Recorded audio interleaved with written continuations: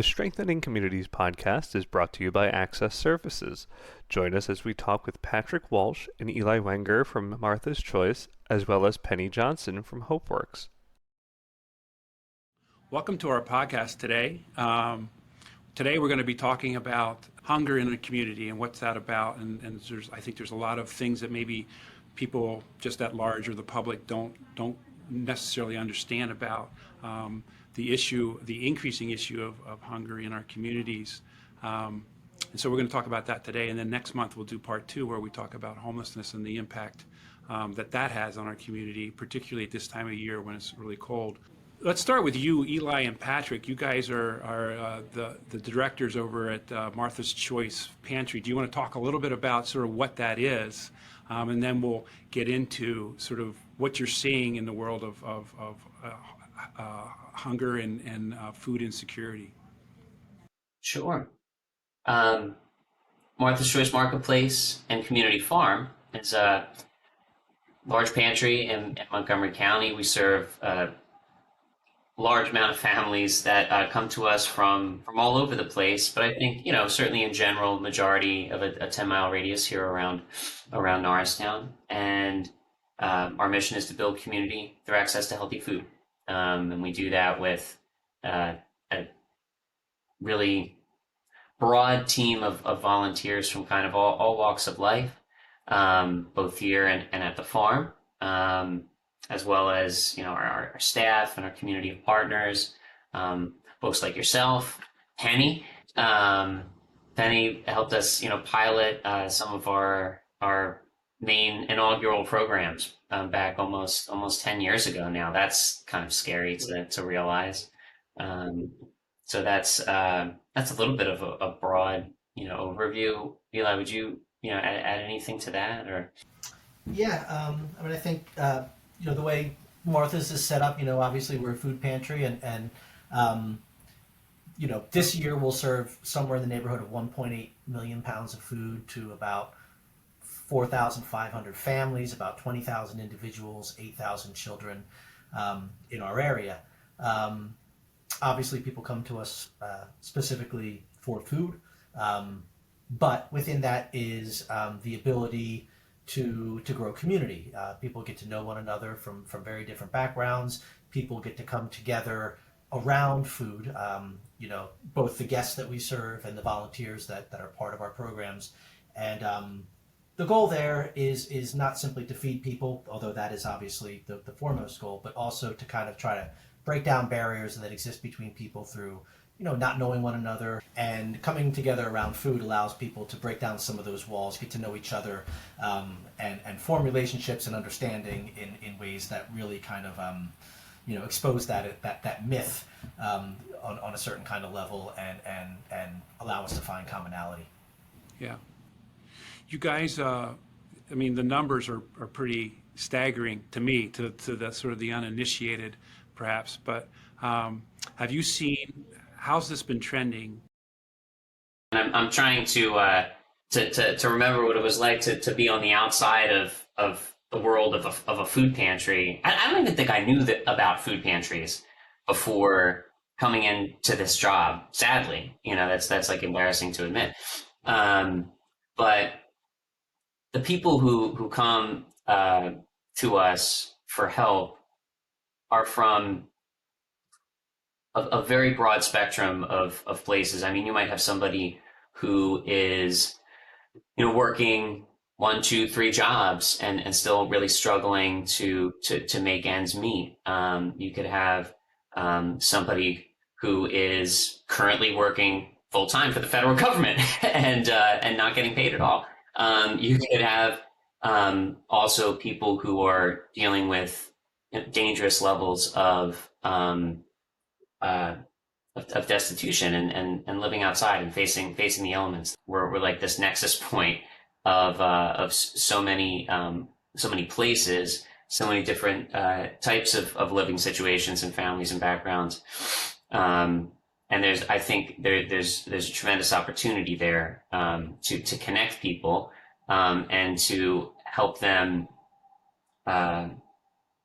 realize that everybody needs something, everybody has something to give. We say that the reason that we do all of this is because everybody deserves love and everybody has love to give, right? And people do that in different ways.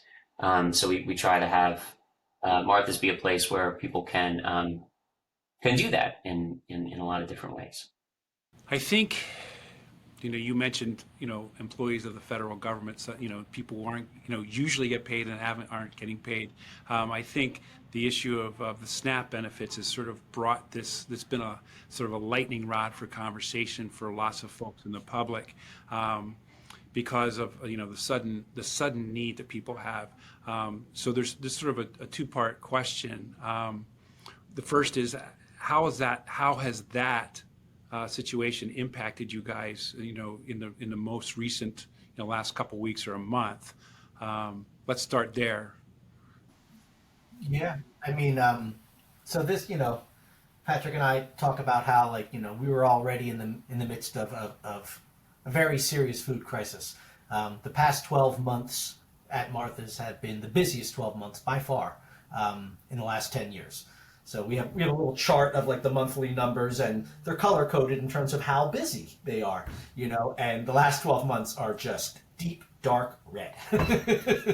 Just state of emergency level need, in our community. And then November started, and those numbers, grew by 70-80%. So for example, an average week, we we'll do about maybe between 450 500 families, and that's a busy week. It's almost 2,000 guests per month. Then we're doing 700. So all of a sudden it's just like, that number just skyrockets. And at least in the first week of November, we're open 3 days a week, Wednesday, Thursday, and Friday. And all 3 days we had to shut down the operation early, which we've done that maybe twice in 10 years. All 3 days we had to do that because we were simply out of food. There was no more food. And we're turning away car after car. So, we did close to 700 guests. We could have done 900. The longer we would have been open, people would have been coming. And so that is obviously a level of concern that we never experienced before. I was going to say, that's amazing that the percentages are so much higher, and you still see a need that you can't meet because of the lack of supply. What has been some of the response or some of the things that you guys are putting in place to try to meet that demand? Yeah, we've obviously been sounding the alarm to anybody that will listen, trying to strike a delicate balance between being, optimistically alarmist and also just honest about the immediacy and urgency of that need. So it has been tremendously heartening to see a lot of community response, which indicates to me that I think it may just simply be something that a lot of people do not realize. I think that's really true, because it's not as if we're suddenly convincing people there's folks that need your help. People just simply may not be aware. I think that it may not be real, for people in a way. And this terrible crisis, I think, put it on people's radar and maybe perhaps made it real for them. So many people are supported by SNAP. And so I would imagine people are organically realizing this just because of the connections within their own lives of people who this is affecting. And we have seen a tremendous outpouring of support. So we're trying to figure out how to continue that momentum and help people build on that to maybe an even more meaningful level that I think is maybe what you guys were kind of getting at, at the onset here, about how, like, we as a community are trying to respond to other human beings as other human beings. It's dark because there are these like material emergencies of people don't have enough money for food. People are getting evicted from their homes because it's just, the math is just not adding up. But I think also we're just I don't know. I think we do life in a really painful way as communities, because we're so isolated from each other.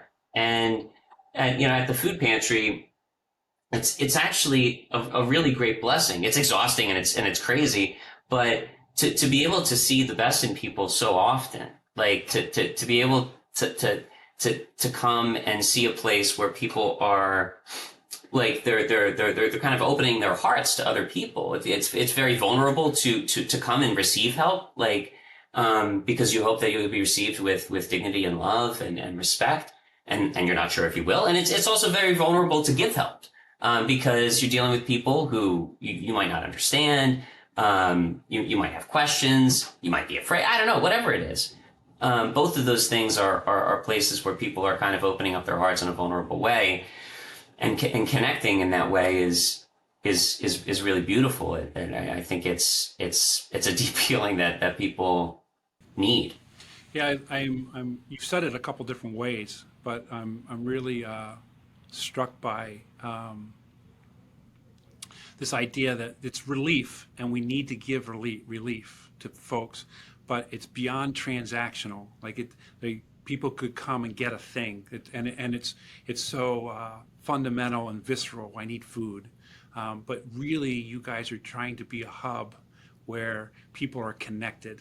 This is a relational space, a hub space where it's relational in nature, and it's people connecting around something as important as food, but it impacts us in a relational way when people enter into that space. And so I'm just wondering, you know, how does it impact? Like, how have you seen volunteers who come say, I think I'm going to help somebody else. Maybe I view them as less fortunate. Maybe I just see this as a sort of a task that I'm doing to volunteer, and then I find out that this is another person, or I'm introduced to the life of somebody else. And how do you see that impacting the folks who come to help? It happens every day. It happens at different levels every day. It happens in small moments, and it happens in epic gestures. Like with equal amounts of unpredictability and holy cow. I think a good example is we have a gentleman who comes to us who had a fairly severe brain injury several years ago, and he's a sweetheart. He comes, helps, just in ways that he can. And he can never remember when the pantry's open, so he just comes when he's nearby, rides a bike, and we give him what he can carry that day, and that's just the nature of our relationship in a lot of ways. He just happened to stop by last year. We were having a volunteer Christmas party, and celebrating, and he just stops by because he sees cars, like, hey, I could use some food, and so he hung out for basically the remainder of the party.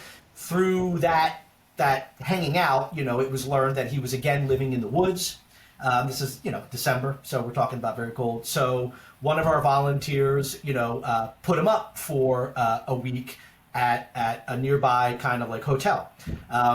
And then another volunteer put him up for another week. And then another volunteer put him up for another week. And then so on down the road for close to 6 months, different volunteers and different people basically came through and helped him have shelter, for the better part of, well, certainly all of the winter into the spring, when it, kind of got warmer again. And then he was by his own kind of, wanting to kind of get back, to his own life.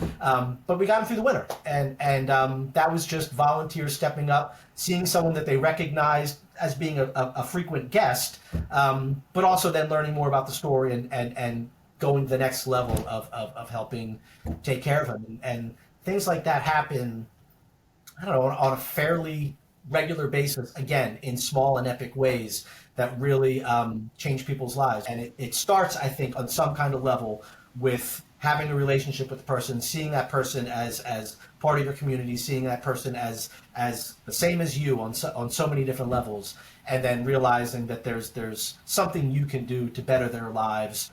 That I don't know, magical things happen. Yeah, magical things happen is a great example of when you create space and people just come into that space. They learn about each other. They start being human with each other, and then things come out of that that you hadn't planned, and it's not transactional anymore. It just comes out of a relationship. Penny, you wanted to weigh in on something here, I think. So I'm going to turn it over to you. Yeah, so first of all, Patrick and Eli, it's great to see you guys. I know it's been a few years. So yeah, I went away and like when Patrick and Eli talk about, how people kind of come together. I know, I've been on both ends of the spectrum. I was, a chef and then I became homeless. The food pantry was a huge thing. Um, for me, even when I got back into, my apartment, and no longer had to use the soup kitchens. And I found so many amazing people that I would not have met. I started volunteering there myself because I wanted to give back to the people who helped me out. And, it opened up so many doors and it helped me to see a lot of people in a very different light. Um, Being homeless, sometimes, you get the sense of, oh, people are volunteering so they feel good about themselves. And it's not that, you know what I mean? They genuinely care about what's going on and what they can do to help in the community. And just from being there, you start to see a pattern.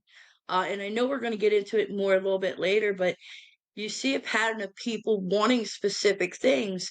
And I think that's because generationally, they're used to those things. And I wish, more and more people are starting to realize that the food pantries have so much more to offer, than just the usual things that they have eaten. And it's just a matter of opening up the doors to those different items or the fresh produce and stuff like that, and showing people how to use those items. It just, it gave me a sense of purpose in my darkest time. So, it really was eye-opening and a beautiful thing.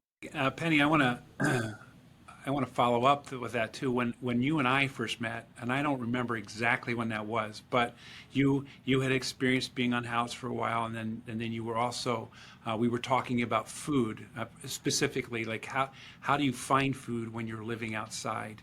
You said, you live in Norristown, and when you were outside in Norristown, you said I could find something to eat, but then you said, you could live outside and gain weight in Norristown because there's lots of food that you can find around. It's available. But then you went on to say, but it's pastries and bread and all these things. But it's really hard to find nutritional food and as a person who's outside and also doesn't have a lot of space to, doesn't have a lot of ways to cook food. And then the thing you said was like eggs. Try finding eggs. And you were talking about just how important eggs are, and I have not thought about that. So it changed me. And when I started, I was doing outreach and doing encampments at that point of time, and so I started bringing hard-boiled eggs with me. And the thing that happened when I did that, everybody's like, "Wow, an egg! You would have thought it was like gold or something." Just those little things about. What the experience is like of trying to find food, but also how do you find food that you can use, and then how do you find food that's nourishing or healthy at the same time. So that I just want you to sort of talk a little bit about that because that changed me the way I thought about it. Sure, no problem. As I said, when I was experiencing, homelessness, I said it lightheartedly, but it was true. I was blessed to be, if anybody can say they were blessed to be homeless, no, I was blessed to be homeless in Norristown because there were a lot of soup kitchens. But like I said, every time when you go into one, you're utterly grateful for everything that they have, everything that's been donated. But yeah, a lot of times, it's breads or toast or pastries, which, is great. But, myself, I'm diabetic. So, could only imagine someone, who can't have gluten, how they would feel. So you're grateful for everything, but it's hard to find the things, especially when you have special needs or restrictions, to find the different things. And a lot of the stuff, where I was volunteering at, I was actually volunteering at a soup kitchen while I was homeless because, again, like I wanted to find a way to take the things that were donated and maybe add to them and give them some type of better taste or nutritional value because, first of all, just because someone is experiencing homelessness doesn't mean they should just accept whatever's there. I know a lot of people say people need to be grateful, and we are, you know, um, but we have taste, we have restrictions, we have likes. Um, a lot of times pasta was donated, rices, which is great. But, like I was telling Mark, if we could just get somebody to bring eggs, you can add eggs to anything, you know, give people more protein, more fiber, it was hard to figure out not just how to get those things, but then how to introduce those to a lot of people, especially, not even just people who are unhoused. They may not have a way to cook things, but even people who are going to food pantries, a lot of people, they don't know, what a rutabaga is, what a squash is, or how to cook it, um, which makes people afraid to even try it. So, you know, because I also had experiences, as a chef, to me, it was like, okay, this is what I can do to help. This is what I can give back. And that's, I got introduced to Patrick and Eli there, and they had this great program where they wanted to teach people how to use these things. And so I got involved in that. And it's funny because sometimes you can't tell people what it is they're trying because they're not going to try it. But once they do, then they're like, I had no idea that, you could do this. But it also helped open up, what I was doing at the soup kitchen because I was able to get a lot of these items that don't get donated to soup kitchens from the pantry and, introduce them to give people healthier meals, at the soup kitchen. I just wanted to share a little bit about some of the things that Penny did for us, in the early days.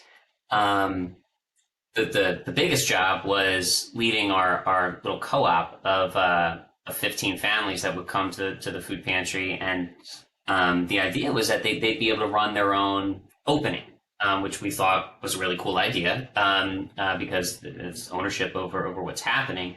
And at the time, there was this bountiful, blessed overabundance of fresh produce that we did actually need to figure out a way to metabolize. And so the group would package that up and use some of it and have it, and we'd have it packaged up for the opening later that day for a very large amount of families. And I think what was so special about the work that Penny was doing was that bringing together these 15 families from various backgrounds to do this work / for each other / for themselves and for the program in general required a ton of patience and love and compassion and balancing having your eyes out for potential interpersonal conflict, but also bridging that with grace and it was masterful, and we so greatly appreciate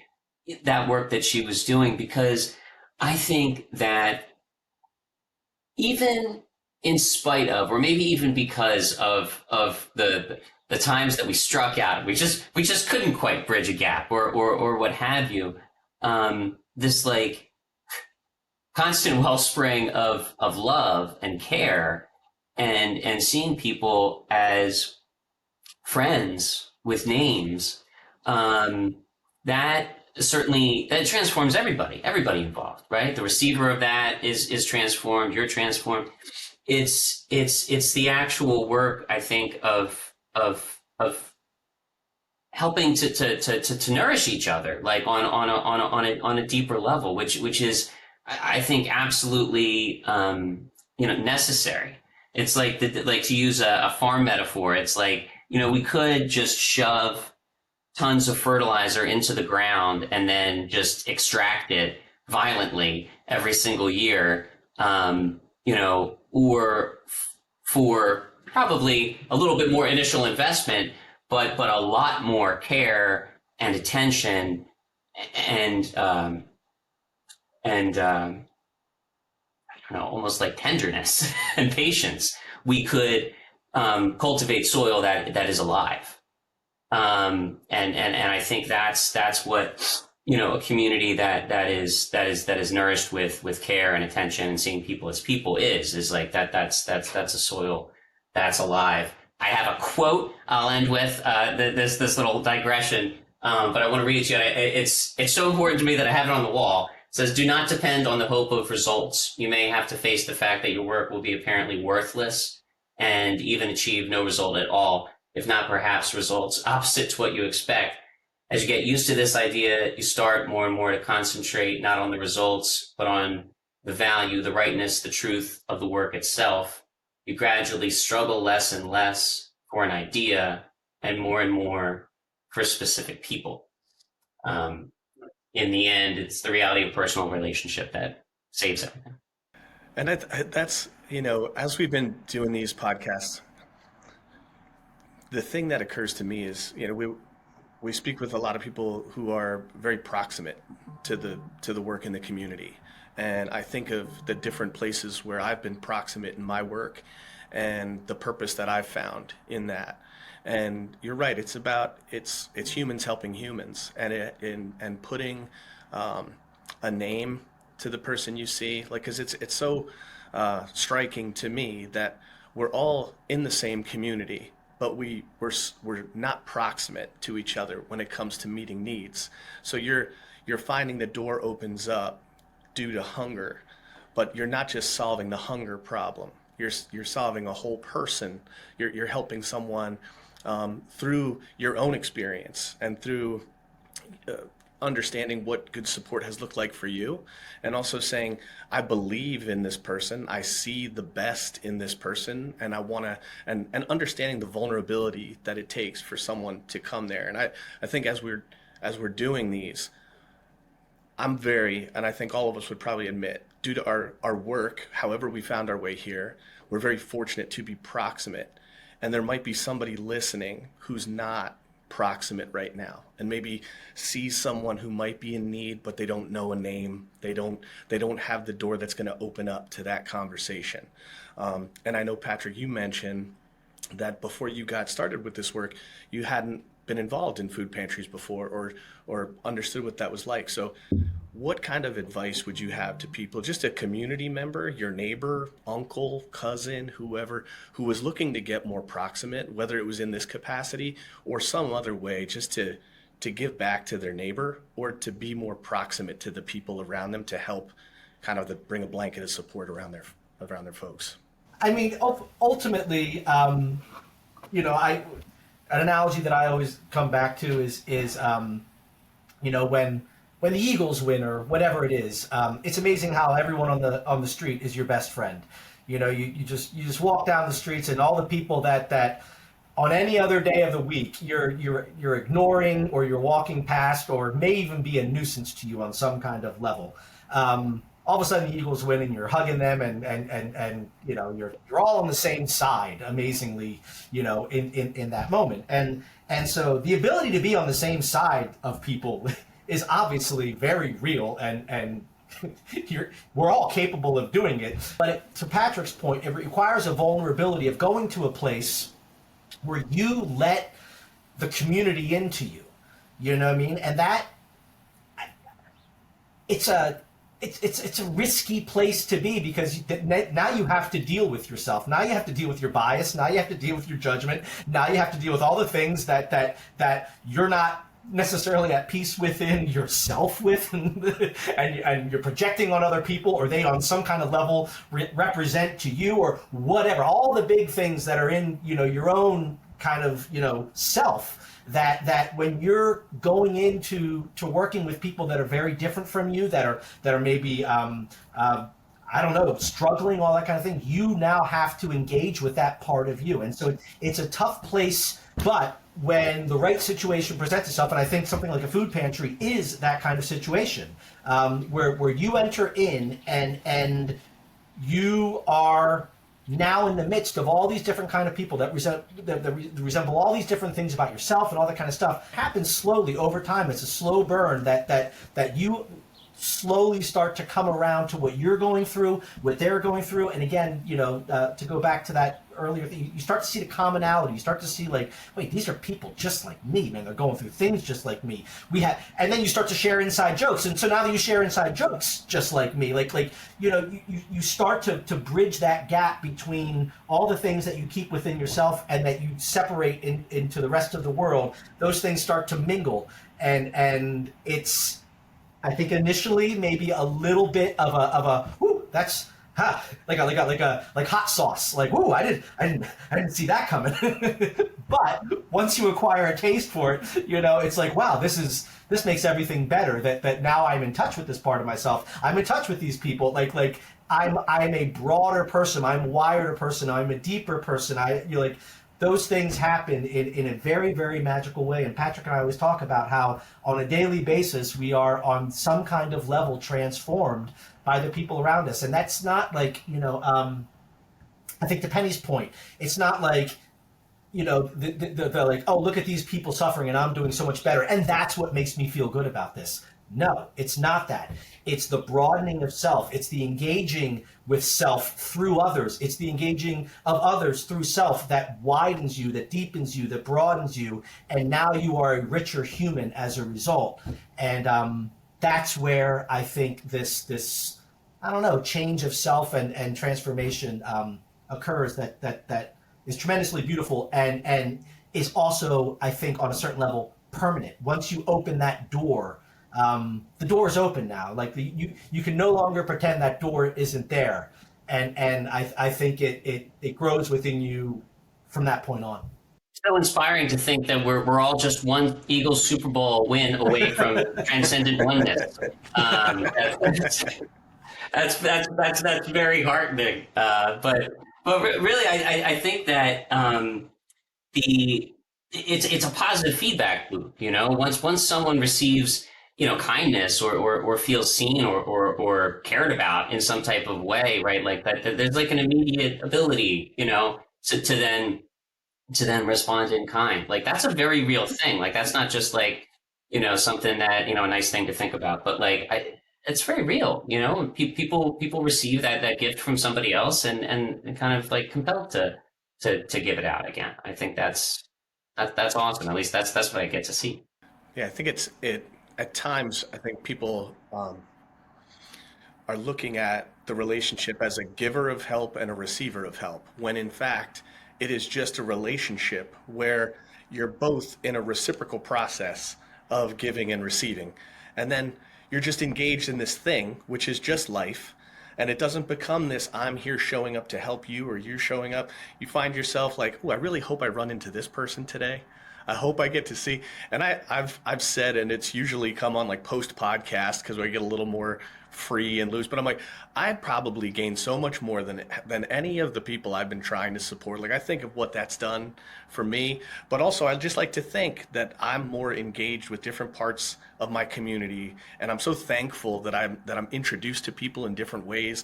And this podcast is another example of that. Like I feel like Mark is just, I'm getting introduced to so many great people on this podcast, and then you look for opportunities like where in these relationships can I insert myself to learn more about something or be more helpful here or there, and you just broaden your circle. And I think that's what everybody needs when you're talking about strength in communities, is just broadening your circle.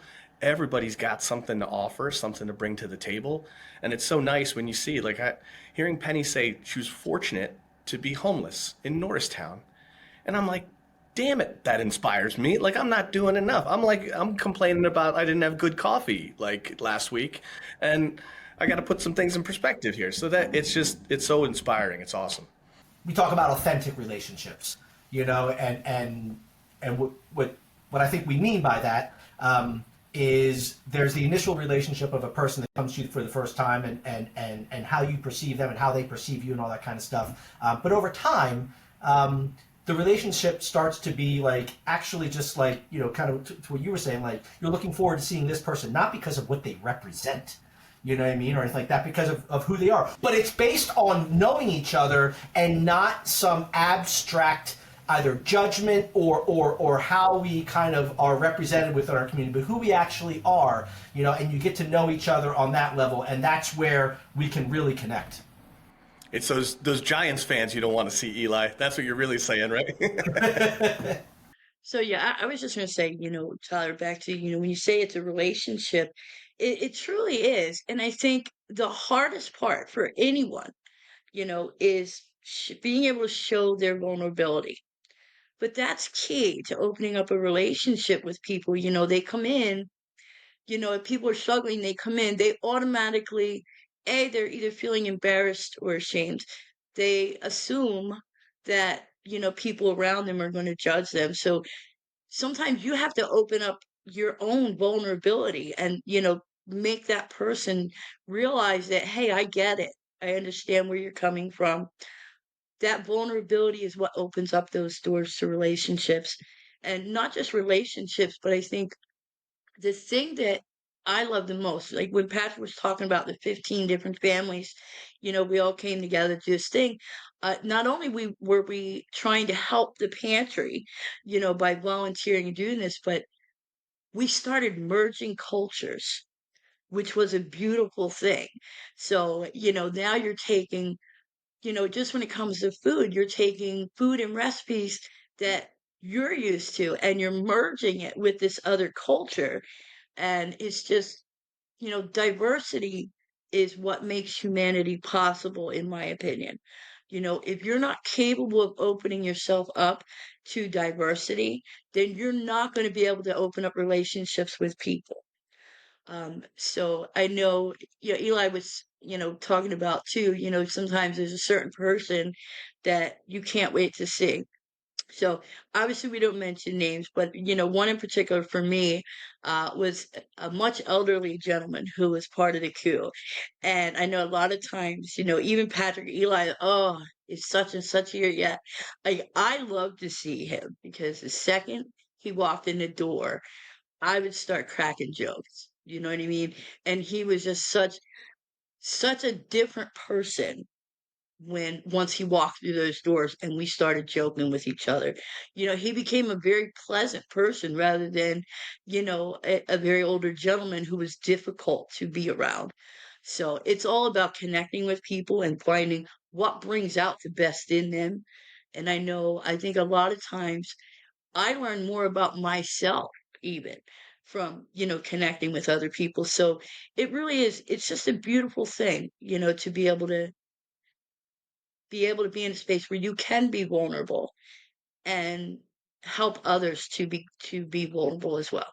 So It feels like we started this conversation with maybe like how many canned goods do you need at the food pantry, and we've just sort of blossomed out into sort of this is partly about food and people who need it, but it's mostly about how do we relate to each other and how the opportunity to come together around food, which is such a sort of a basic ingredient of life. And so when we share a table or we extend a table in that way, how our communities just get so much better. We get so much better because we're just sharing ourselves around this just basic fundamental need that we all have around food.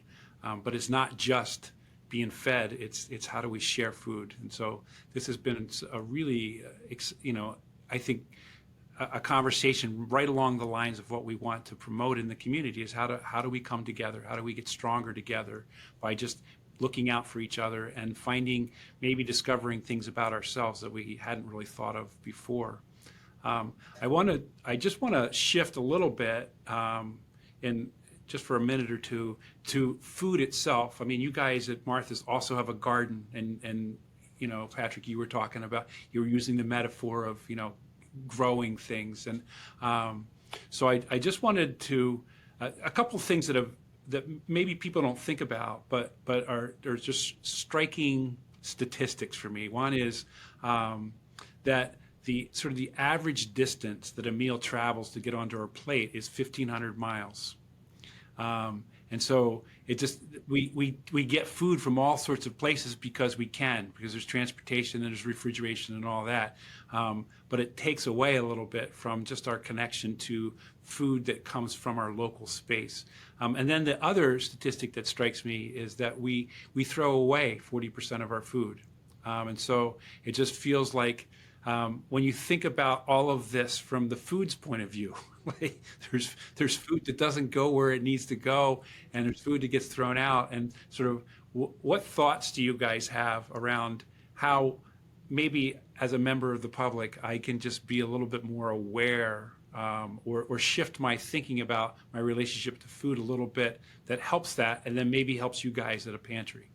That's an awesome question. I think, I mean, for everybody to certainly try to eat more locally, grow your own food if you can, or help other people, grow it. I think that like just the act of that is really meaningful. It reminds us of what it is that we should be getting closer to. I think all of these things, food pantries, communities of people who are helping one another, local farms. This is all like, these are examples of like what would be better than what we've got, and what is clearly not working.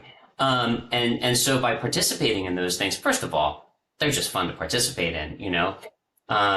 It's almost like art, right? I don't know what the data on how art improves your life is, but I think it's pretty self-evident that that gardening, growing food with other people, thinking about the land that you're on, thinking about the other people that are inhabiting that with you is inherently good things. It's gonna make you feel good. So growing your own food, eating locally if you can, for people who have the capacity to be supporting local farms, on purpose. Like, I think that's so important because, I don't know, you could drag economists in here to explain how like the way that we do food doesn't make sense at all, that it takes 1,500 miles for food to get to a plate. It's just tremendously unsustainable, inefficient, and, also destructive to the earth. But by doing these things, there are things we can do. Like, we can love each other. We can be generous with our spirit. We can grow food somewhere near our house. We can help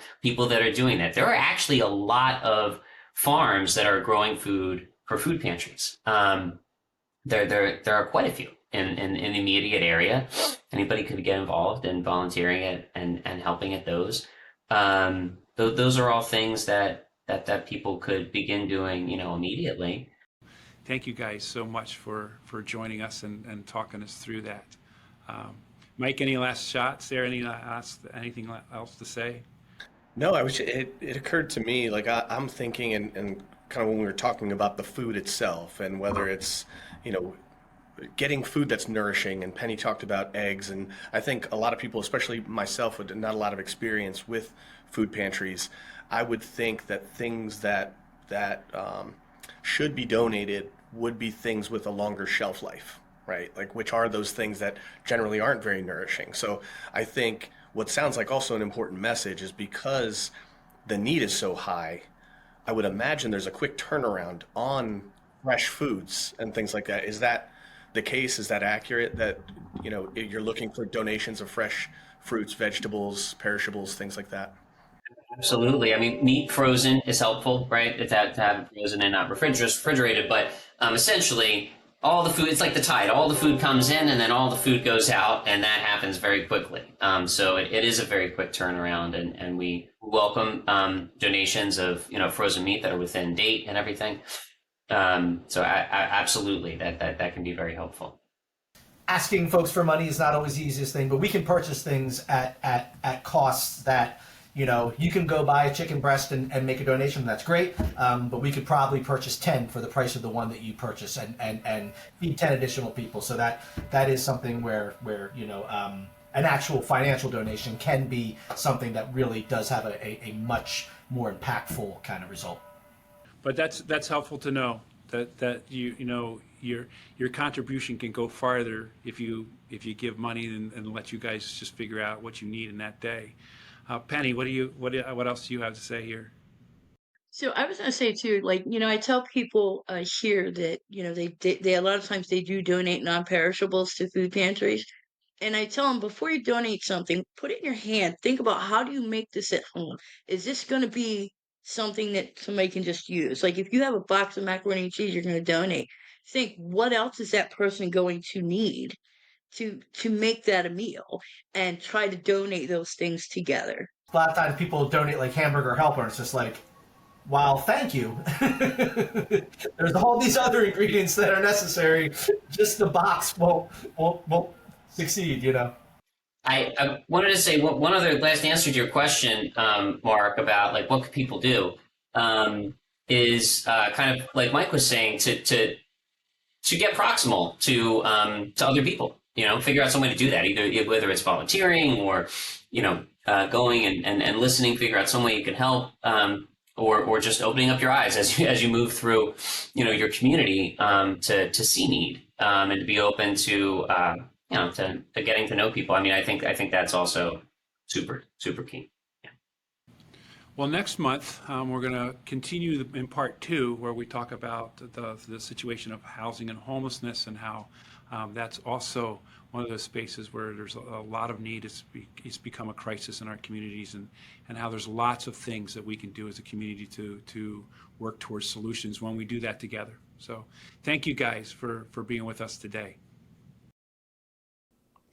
Thank you so much for listening to our podcast. We hope that you enjoyed hearing from people who are strengthening our communities every day. Search for and follow us on your preferred streaming platform to hear future episodes.